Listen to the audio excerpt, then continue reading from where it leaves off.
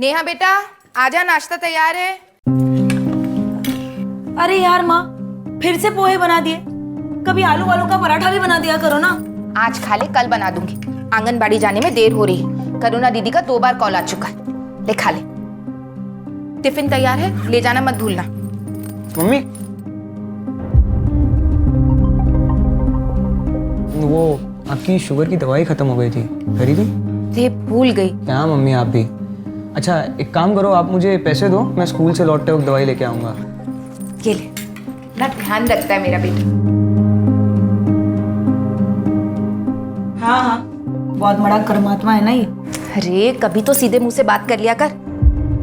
शांति से खा ले, ध्यान रखो।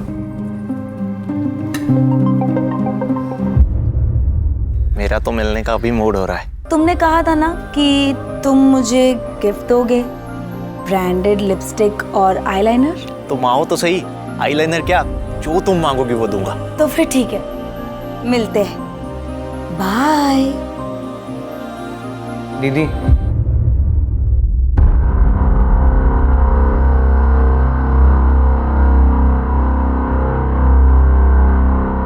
चले। देखिए भैया, पिछली बार तो भाभी की मौत की वजह से सारे सिंपत्ति के वोट्स हमें मिल गए, लेकिन इस बार बड़ी कड़ी टक्कर है। अरे शिखा, स्कूल जा रही हो? जी। अच्छा 1 मिनट रुको। अरे पवन। हाँ साहब जी।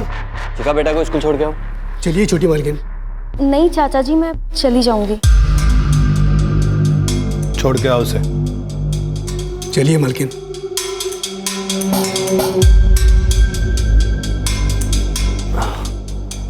जैसा कि भैया मैं कह रहा था कि इस बार हमें कपड़ा व्यापारियों को अपनी तरफ करना होगा।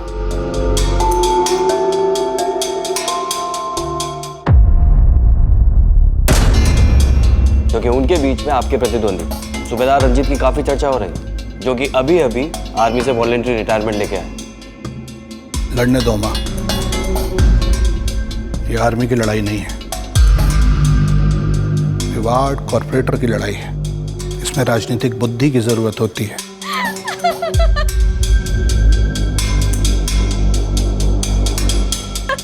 अच्छा चल, मैं रखती हूँ फोन, बाद में बात करूंगी।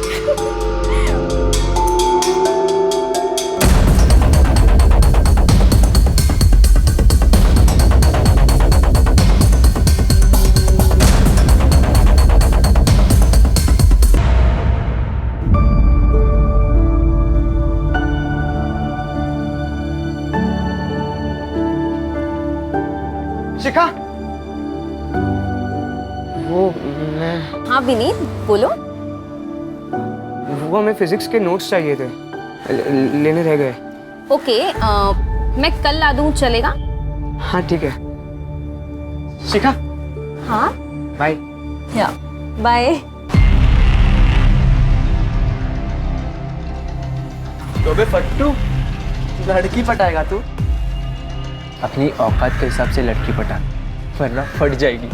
जी तू क्या समझा? ओए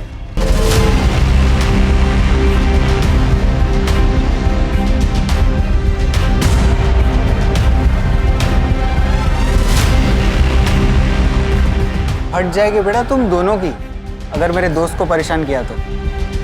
मजे की बात बोलूं, जेब नहीं फटेगी, कुछ और फटेगा। चलो निकलो। चल बे।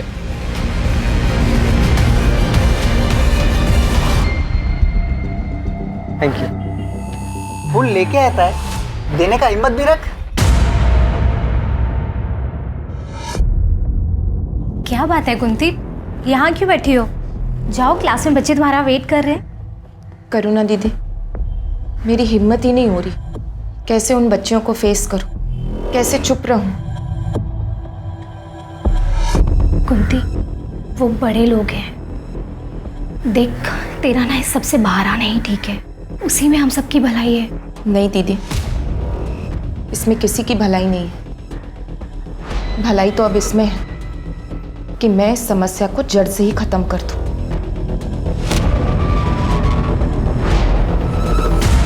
जितने गुलाब तूने प्रपोज करने से पहले वेस्ट किए उससे कम में तो लोग शादी तक पहुंच जाते। तू शिखा को प्रपोज करने वाला है भी कि नहीं? करूंगा ना। हाँ तो कर ना। अगर तू प्रपोज नहीं करेगा ना तो मैं प्रपोज कर दूंगा शिखा को, क्योंकि वो उस आदमी की बेटी है जिसे मैं खुद आइडलाइज करता हूँ। किसकी? तुझे पता नहीं वो किसकी बेटी है? नहीं। क्या नहीं? ये देख, ये उसका बाप। मैं सच बोलूं, मुझे भी इनकी तरह बनना है। ये सब तो ठीक है, ये बाद में करना। अभी पढ़ाई पे फोकस कर, एग्जाम जारी है। एग्जाम छोड़, मुझे तो पढ़ने का भी मन नहीं है। मुझे तो गैंगस्टर बनना है, गैंगस्टर। तुझे जो करना है कर, मुझे तो अपनी पढ़ाई पूरी करनी है और जॉब ज्वाइन करना है, ताकि मैं अपनी माँ की मदद कर सकूं, जो पूरा घर संभालती है। और वैसे एग्जाम ना देने के लिए क्या करने वाला है तू?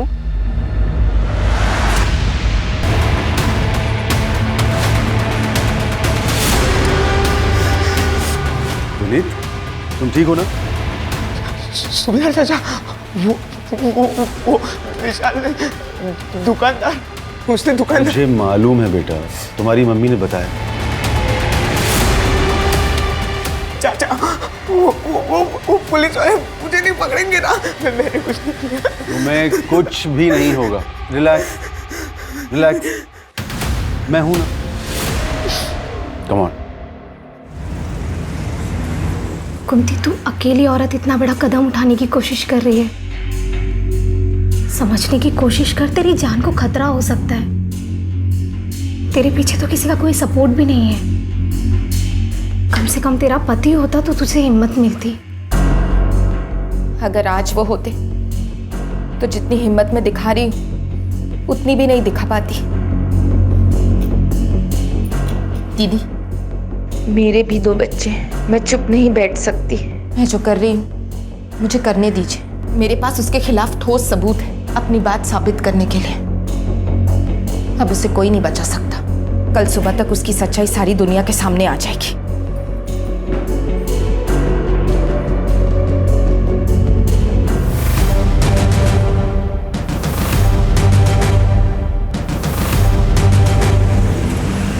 अरे मम्मी यार चलो ना, रितु दीदी ने स्पेशली कहा है कि आपको लेके आना है। अब आप चलो ना, आज उनका शादी का संगीत भी है।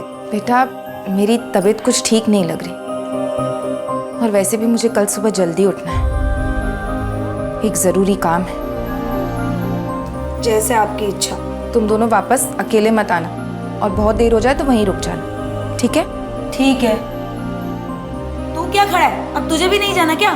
चल ना। चलो, बाय।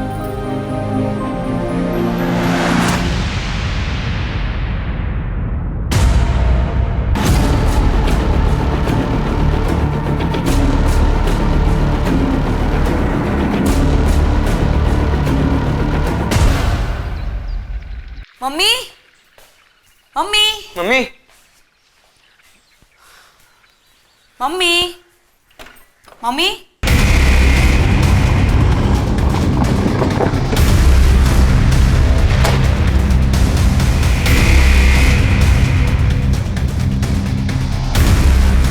हटिए आप लोग, एक सेकंड हटिए, हटिए, पीछे हटिए।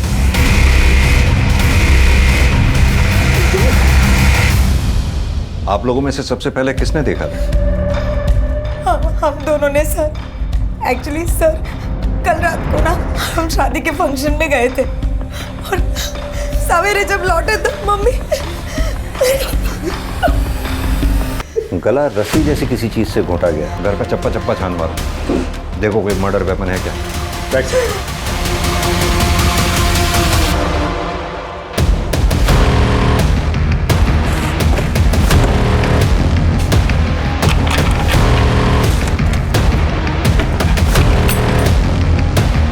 आप में से किसी ने कल रात कोई आवाज या किसी तरह की भी कोई चीज देखी हो?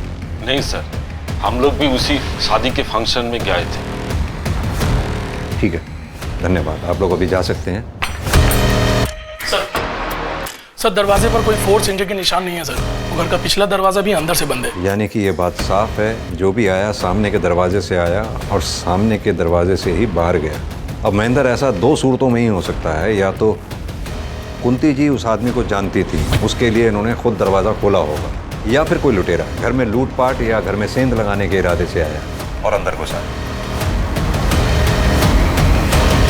आप लोगों को किसी पे शक है? हाँ सर, ये सब उस सुनील ने किया है। कौन सुनील? वो लड़का ना मुझे हैरेस करता था और कुछ दिन पहले पता नहीं क्या सीखेगा ये सारी चीजें, मुझे तो बिल्कुल।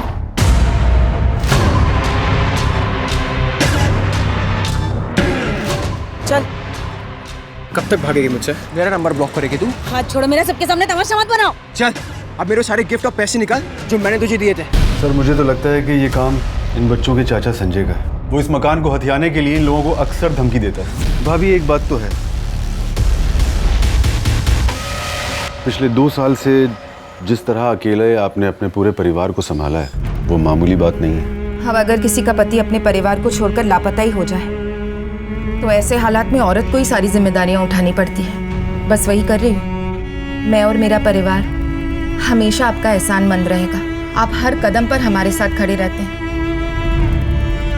कैसी बातें कर रही हैं? ये तो मेरा फर्ज था। वाह, गुफ्तगू चालू है। बकवास बंद करो और चले जाओ यहाँ से। चला जाऊंगा, कुछ नहीं है भाभी जी।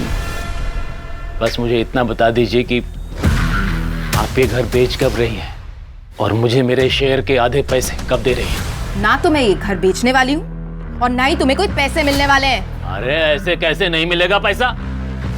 अगर मुझे इस घर में आधा शेयर नहीं मिला ना तो मैं तुझे, तेरे बच्चों को काट डालूंगा। क्या हुआ? तू चल बेटा, अंदर चल। कुछ नहीं।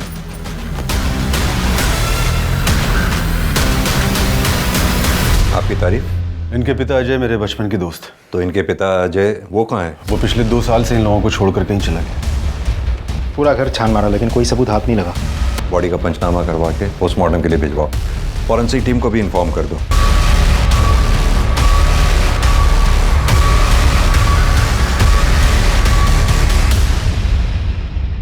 मैंने कुंती भाभी को नहीं मारा है सर। ज्यादा भोलेपन का नाटक मत कर, समझा ना? तू नहीं मारा ना उसे? सर मैं मानता हूँ कि मेरी कुंती भाभी से बनती नहीं थी, क्योंकि वो ना सिर्फ मेरे हिस्से पर कुंडली मार के बैठी थी बल्कि मेरे भाई को भी उसने गायब करवाया था सर, अपने उस आशिक सूबेदार के साथ मिलकर, ताकि उन दोनों का अफेयर चलता रहे। सर वो एक नंबर की कैरेक्टरलेस औरत थी, अपने साथ साथ अपनी बेटी को भी अपने जैसा बना दिया था। हमारे खानदान की नाक कटवा दी उसने। दूसरों पर इल्जाम लगाकर बात को घुमा मत। सीधी तरह से ये बता, कल रात तू कहाँ था? कितने बजे सर? कल शाम से लेकर रात को तेरे सोने तक तू कहाँ था, क्या कर रहा था, सब बता। सर कल रात को 10 बजे तक तो मैं अपनी दुकान पर ही था, उसके बाद दुकान बंद करके सीधा कर गया। सर नेहा एक नंबर की चालू और धोखेबाज लड़की है। पैसों के लिए रिश्ते बनाती है और जब पैसे नहीं होते तो रिलेशन तोड़ देती है। क्या हुआ? पहले मेरी लिपस्टिक और आईलाइनर। अरे हाँ, ये लो।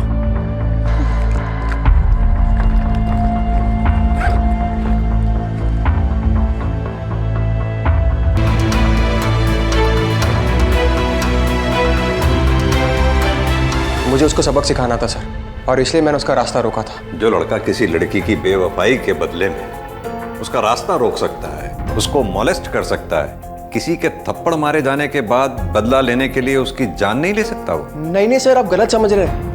मैंने नेहा की माँ को नहीं मारा है। कल रात कहाँ था तू? सर अपने घर पे ही था। राजदीप, ये कुंती, नेहा, विनीत, संजय, सुनील, सूबेदार, इन सब की कॉल डिटेल रिकॉर्ड्स और मोबाइल की लोकेशन निकलवाओ। और ये कुंती की फैमिली की हिस्ट्री पता करो। और हाँ, ये पोस्टमार्टम की रिपोर्ट जल्द से जल्द मंगवाओ। Right sir.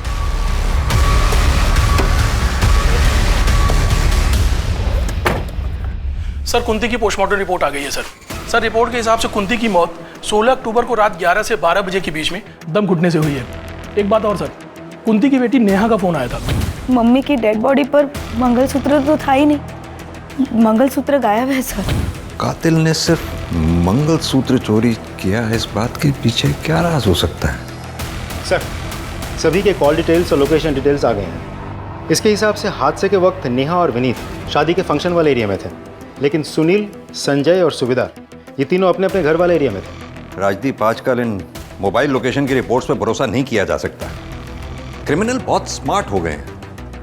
उन्हें पता है पुलिस सबसे पहले कॉल डिटेल रिकॉर्ड्स और उनके मोबाइल की लोकेशन खंगालेगी, इसलिए वो जो भी क्राइम अटेम्प्ट करते हैं उसके अकॉर्डिंगली ही प्लान करते हैं। कुंती की फैमिली की हिस्ट्री के बारे में कुछ पता चला? कुंती का पति अजय आज से 2 साल पहले अचानक रहस्यमय तरीके से गायब हो गया था। उसके बाद से लेकर आज तक वो कहाँ है किसी को कुछ नहीं पता। क्या कुंती के परिवार वालों ने अजय के मिसिंग होने की कंप्लेंट लिखवाई थी? कंप्लेंट लिखवाई थी सर, इन्वेस्टिगेशन शुरू भी हुई थी, लेकिन उसके बाद किसी को कुछ पता नहीं चला। अच्छा, ये कुंती के बच्चों के बारे में कुछ पता चला? लोगों का कहना है कि विनीत बहुत ही पढ़ाकू और डरपोक टाइप का लड़का है, जबकि कॉल रिकॉर्ड्स के मुताबिक नेहा करीब आधे दर्जन लड़कों के साथ ऑड आवर्स में बात करती है। इसका मतलब क्या सुनील जो बोल रहा था वो सच है? सर कहीं ऐसा तो नहीं है कि कातिल नेहा को मारने के लिए आया हो, और चूंकि नेहा घर पर नहीं थी तो उसका सामना नेहा की माँ कुंती से हो गया। नेहा से बात करते हैं। हेलो, अच्छा ठीक है, thank you sir. Cyber cell से कॉल था। उन लोगों का कहना है कि कुंती की मोबाइल गैलरी पूरी तरह से डिलीटेड है। किसी ने पूरा फोल्डर ही डिलीट कर दिया होगा। ऐसा क्या था उस फोन की गैलरी जो किसी ने पूरा का पूरा फोल्डर ही डिलीट कर दिया? नहीं सर, ना तो मुझे ये पता है कि फ़ोन की गैलरी में कुछ था या नहीं, ना तो मुझे ये पता है कि ऐसा कौन कर सकता है। हाँ, मम्मी का फ़ोन कभी लॉक नहीं रहता था, तो कोई भी कर सकता है ना। हमने तुम्हारे कॉल डिटेल रिकॉर्ड्स निकलवाए तो उसमें पाया बहुत से लड़कों के नंबर हैं उसमें, जिनसे तुम्हारी ऑड आवर्स में बहुत लंबी लंबी बातें होती हैं। क्या मैं जान सकता हूँ उन लड़कों से क्या रिश्ता है तुम्हारा? ये सच है कि मैं लड़कों से बातें करती थी, उनसे मिलने भी जाती थी, पर वो इसलिए क्योंकि वो लोग मुझे मेरी लाइफस्टाइल जीने में मदद करते थे। पर मेरे पुराने रिलेशनशिप या अभी के रिलेशनशिप में सिर्फ सुनील ही है परिवार को नुकसान पहुंचा सकता है। और कौन ऐसा हो सकता है जो इस काम को अंजाम दे सकता है? हाँ सर, एक लड़का है, विनीत का क्लासमेट विशाल। वो 3 दिन पहले आया था।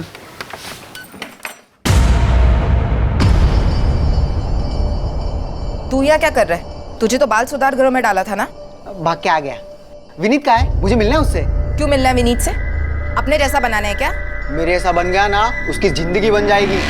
विनीत कहाँ है? बुलाओ, वो काम है मुझे। अब रहने दो, मैं खुद ही ढूंढ लेता हूँ। अरे आंटी आप खबरदार जो मेरे घर में या मेरे बेटे की जिंदगी में घुसने की कोशिश की तो। ये आपने अच्छा नहीं किया। आपको पता है जिसने मुझ पे हाथ उठाया है वो आज तक बचा नहीं है। देख लेना, महंगा पड़ेगा। निकल यहाँ से। सर वो बहुत सनकी लड़का है। अभी कुछ दिन पहले ही उसने एक आदमी को दिन दहाड़े चाकू मार दिया था। कहाँ रहता है ये विशाल? जी मालूम है सर, मेरा बेटा विशाल बाल सुधार घर छोड़ के चला गया है। सर वो आया था 1-2 बार घर, लेकिन रुका नहीं, चला गया। उसका कोई फोन नंबर या फिर कोई तरीका उससे कांटेक्ट करने का? जी नहीं, ऐसा कुछ नहीं है मेरे पास। उसका कमरा देखना है हमें। आइए सर।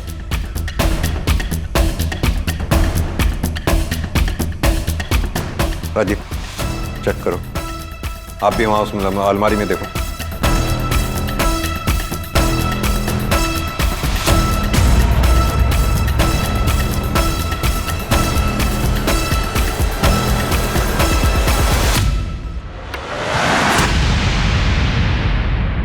सभी आर्टिकल्स गैंगस्टर्स से रिलेटेड है, सब छटे हुए क्रिमिनल्स हैं। आपके बेटे ने ये सब क्यों कलेक्ट कर रखी थी? दरअसल विशाल गलत संगत में पड़ गया है, वो इनके जैसे गैंगस्टर बनना चाहता है सर।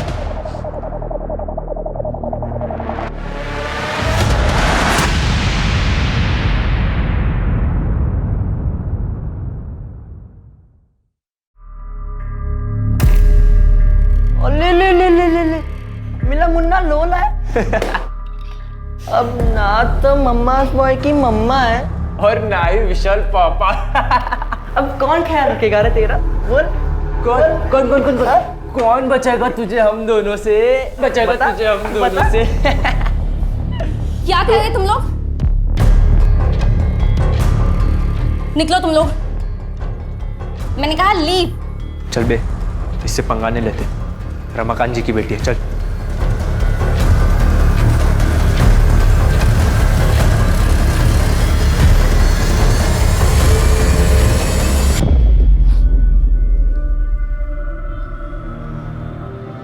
ठीक हो तुम? थैंक यू मुझे बचाने के लिए। तुम्हें कुछ पता चला कि विशाल कहाँ है, मेरी लाइफ में सिर्फ दो लोग थे, मेरी माँ और विशाल, जो मुझे हर मुसीबत से बचाते थे, मेरे साथ हर बार रहते थे। आज मेरे पास उन दोनों में से कोई भी नहीं है। पुलिस ये बोल रही है कि विशाल ने मेरी माँ को। तुम हिम्मत रखो, धीरे धीरे सब ठीक हो जाएगा। एक दिन सच भी सामने आएगा।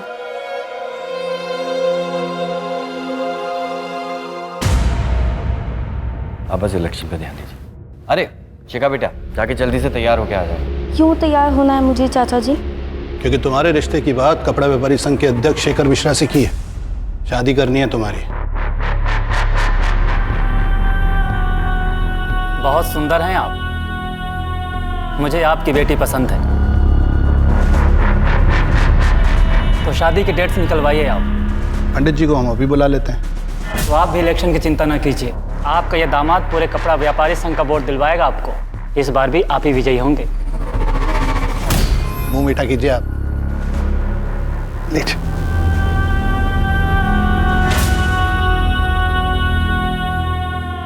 विनीत, क्या रे, दोस्त की आदत नहीं आती क्या?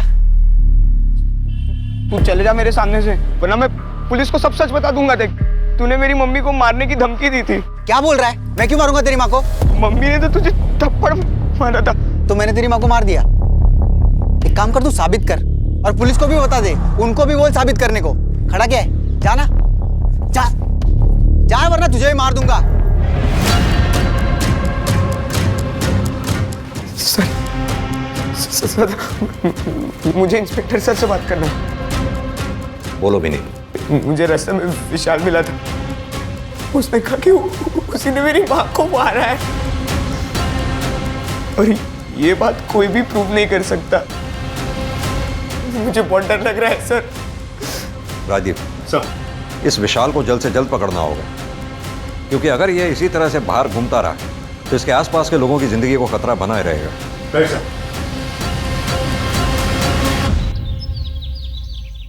सर, कुंती के फोन गैलरी का डेटा जो डिलीट कर दिया गया था, उसको साइबर सेल ने रिट्रीव कर लिया सर। उसकी गैलरी में बहुत ही शॉकिंग वीडियो मिला है सर। सर, ये तो वार्ड काउंसिलर रमाकांत का भाई उमाकांत है। ये तो कोई बच्चों के पढ़ने जैसी जगह लग रही है। मतलब जैसे स्कूल या आंगनवाड़ी टाइप।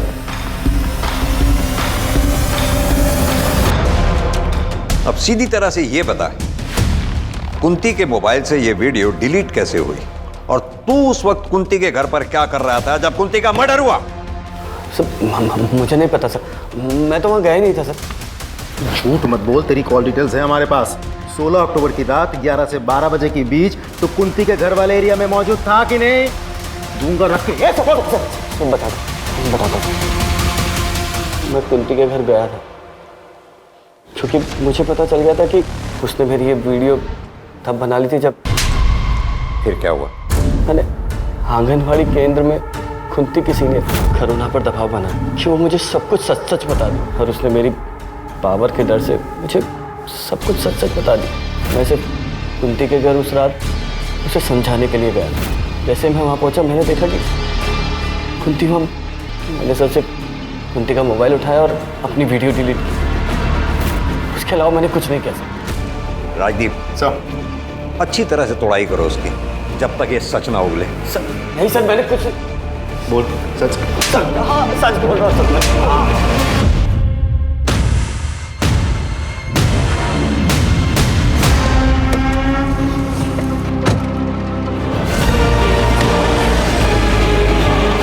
क्या हुआ रमाकांत जी को रोक क्यों गए? लेकिन दिनेश, एक बात समझ में नहीं आई मुझे। आखिर ये कातिल इस गाड़ी में घुसा तो घुसा कैसे? क्योंकि ना तो रमाकांत किसी के साथ आया था, और ना इस गाड़ी में कहीं कोई भी फोर्स एंट्री के निशान है। तुमने सीसीटीवी फुटेज चेक किया? सीसीटीवी गेट की दूसरी तरफ दूसरे एंगल पर है।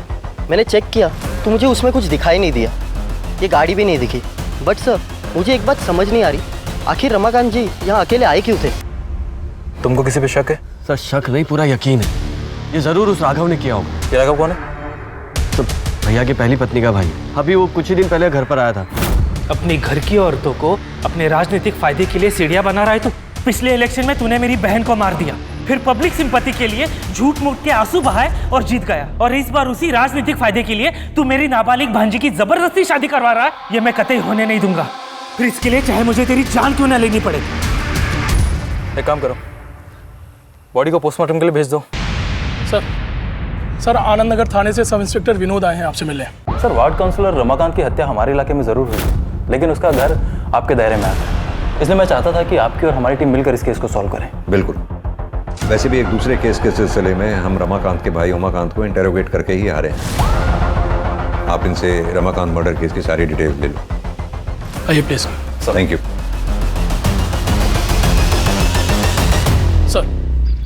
सर रमाकांत मर्डर केस में जितने भी सस्पेक्ट्स हैं सभी के सीडीआर क्लीन लग रहे हैं सर, सिवाय उसके बीवी कोमल के। कोमल किसी अरुण नाम के आदमी से देर रात तक लंबी लंबी बातें करती है सर। सिर्फ मेरी हंसने की आवाज बाहर जाने की वजह से उसने मुझे इतना मारा। अरुण अब मुझसे और बर्दाश्त नहीं होगा, तुम कुछ करो नहीं तो मैं मर जाऊंगी। कोमल, कुछ नहीं होने दूंगा मैं तुमको, मैं बाहर निकालूंगा तुमको। हाँ, चाहे उसके लिए मुझे अगर तुम्हारे पति का मर्डर भी करना पड़ा ना, तो उससे भी नहीं हिचकिचाऊंगा मैं। तुम बस थोड़ा सब्र रखो।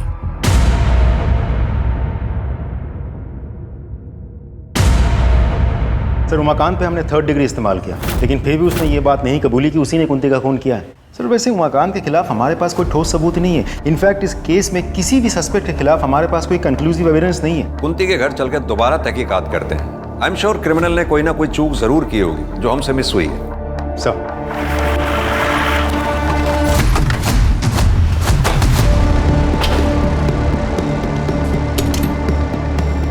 ताला लगा हुआ। राजदीप सर, दोनों बच्चों को फोन करके बुलाओ और ये ताला खुलवाओ। Right sir. आप लोग भी अच्छी तरह से आसपास चेक करो, देखो कुछ मिलता है क्या।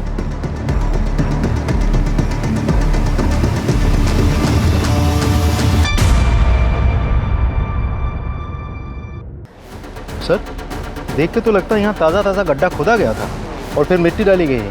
किसी को बुलाओ और ये खुदाई करवाओगे। सर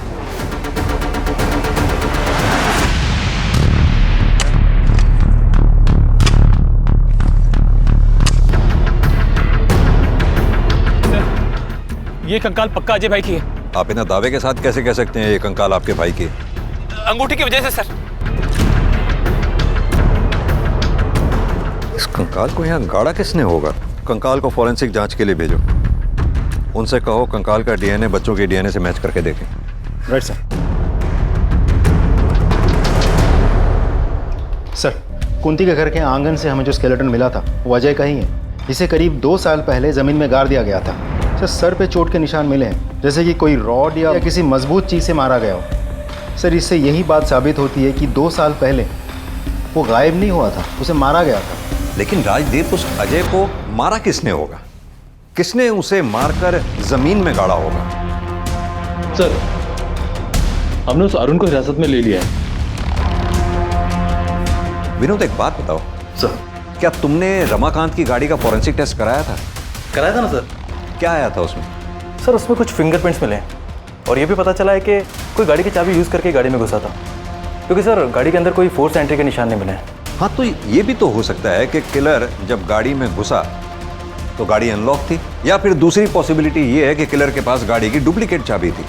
अब सवाल ये उठता है कि डुप्लीकेट चाबी बनवाई किसने? सर ये देखिए, हम सबकी बातें करते रहे, ये कैसे हमारे दिमाग से छूट गया? विनोद एक काम करो सर, अपने एरिया में जितने भी डुप्लीकेट चाबी बनाने वाले हैं सबसे कांटेक्ट करो, अपने खबरियों को एक्टिवेट करो। Sir excuse me sir. Hello, क्या? ठीक है हम पहुंच रहे हैं।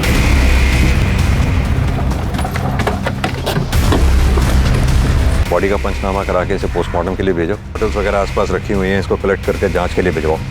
जिस आदमी को विशाल ने चाकू मारा था उसके परिवार के बारे में भी पता करो। Right sir.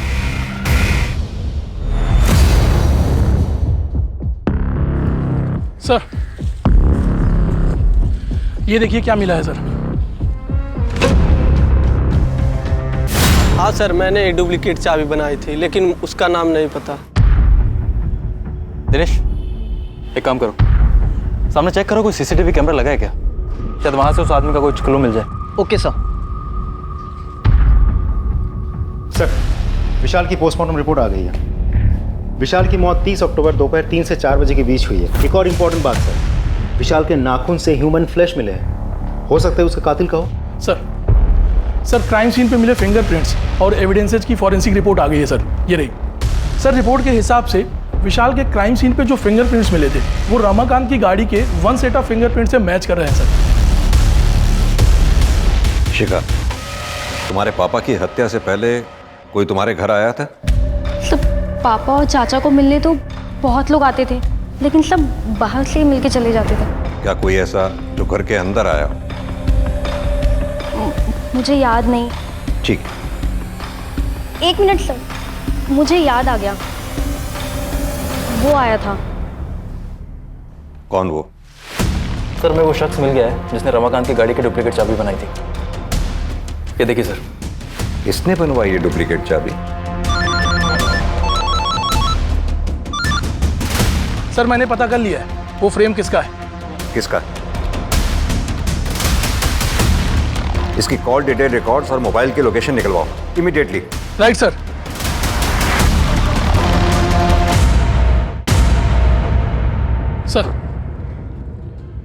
सर इसके सीडीआर के हिसाब से कुंती की मौत के 3 दिन बाद सर ये नेहरू नगर के गली नंबर 10 में गया था। अच्छे से उस एरिया को चेक करो। सर। Right sir.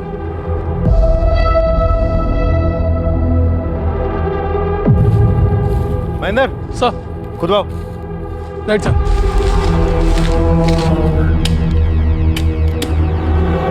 सर अब तो हमारे पास उसके खिलाफ सारे एविडेंस हैं।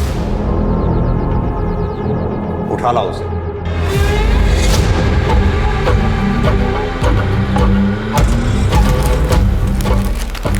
पहचाना इसे? ये हमें विशाल की डेड बॉडी के पास मिला और जिस दुकान से तुमने इसे बनवाया था उस दुकानदार से भी हमने ये वेरीफाई कर लिया। तुमने रमाकांत को क्यों मारा? हमारे पास इस बात के भी पक्के सबूत हैं। मुझे याद आ गया, वो आया था। कौन वो? विनीत।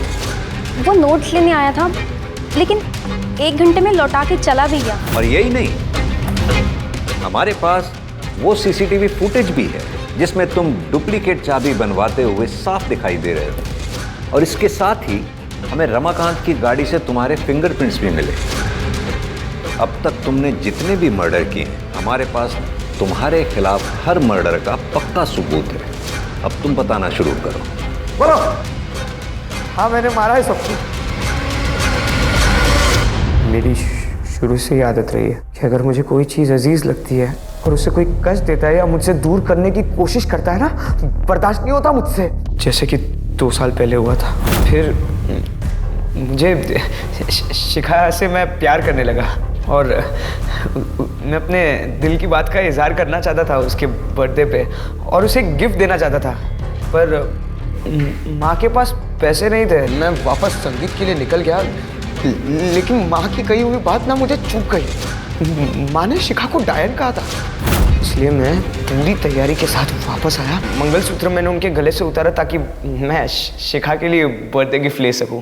उसके बाद मैंने अपने कपड़े बदले और मैं वापस संगीत के लिए निकल गया। फिर मुझे पता चला कि वो रमाकांत शिखा की शादी करा रहा था और ये ना मैं हर हाल में होने नहीं दे सकता था।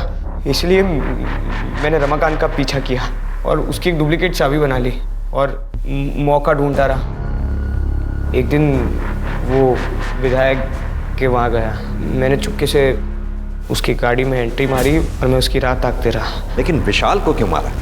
शिखा को विशाल पसंद था और ये चीज़ मैं नहीं देख सकता था। शिखा तू ऐसे कब तक इसे घूरती रहेगी? तू बता क्यों नहीं देती कि तू इसे चाहती है?